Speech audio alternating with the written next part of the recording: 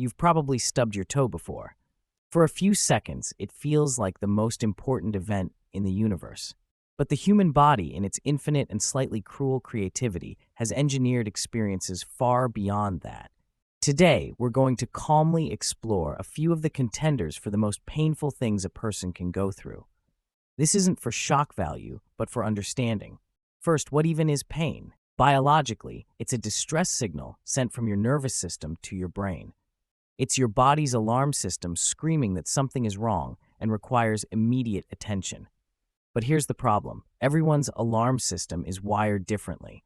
Pain is deeply subjective, which makes creating a definitive top 10 list technically impossible. So consider this a tour of conditions widely recognized by medical science as producing extreme levels of pain. Let's start with cluster headaches. Often called suicide headaches, they are an intensely severe pain, typically centered over one eye. Imagine a hot poker being driven into your skull repeatedly for minutes or hours. And they occur in cyclical patterns or clusters, hence the name. Next up is trigeminal neuralgia. This involves the trigeminal nerve, which carries sensation from your face to your brain. Sufferers describe it as a sudden searing electric shock like facial pain. It can be triggered by something as simple as a light breeze or brushing your teeth. Then we have the infamous kidney stones. These are hard deposits of minerals and salts that form inside your kidneys. The excruciating pain comes when your body tries to pass this tiny, jagged crystal through your urinary tract. Many have compared the sensation to childbirth or being stabbed. Another severe condition is complex regional pain syndrome, or CRPS. This is a form of chronic pain that usually affects an arm or a leg, typically after an injury. The pain is prolonged and far more intense than the initial injury should have caused. It's as if the nervous system's pain signals get stuck in the on position. Let's talk about severe burns. While third-degree burns destroy the nerve endings and might not hurt initially, the treatment and healing process is agonizing. Second-degree burns, which leave nerves intact, are immediately and extraordinarily painful. The body is simply not designed to handle that level of widespread tissue damage. Moving on, we have shingles. This is caused by the same virus as chickenpox, which can lie dormant in your nerve tissue for decades. When it reactivates, it creates a painful rash and nerve inflammation. The pain is often described as a constant burning, throbbing, or stabbing. Another joint-related pain is gout. This is a severe form of inflammatory arthritis. It's caused by sharp needle-like uric acid crystals forming in a joint.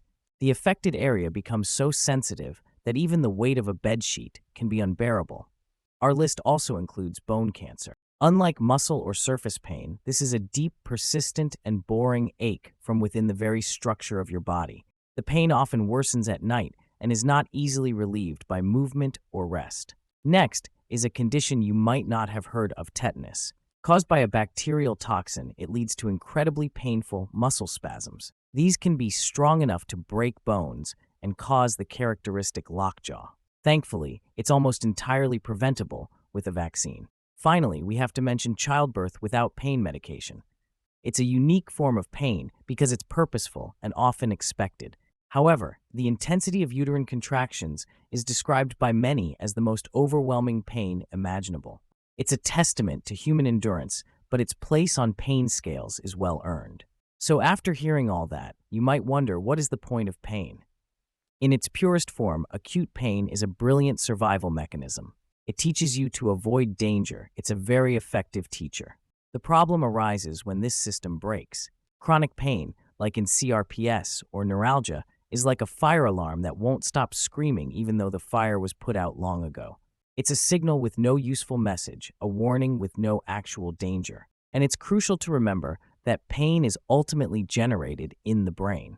This isn't to say that pain is all in your head in a dismissive way. It means the brain is the organ that interprets and creates the sensation we experience. This is most clearly seen in phantom limb pain, where someone can feel intense pain in a limb that isn't even there. The brain's map of the body still exists, and its alarm system can still malfunction for that missing part. So from cluster headaches to kidney stones, the body has many ways to get our attention. Pain is a fundamental part of the human condition, serving as both a protector and a tormentor. Understanding these extreme examples doesn't just make us grateful for our own relative comfort. It should also give us a profound sense of empathy for those living with conditions we can't see. Because the worst pain is often the one that is not believed. Anyway, that's enough unpleasantness for one day. If you found this explanation useful, you know what to do. Stay curious and be kind to yourselves.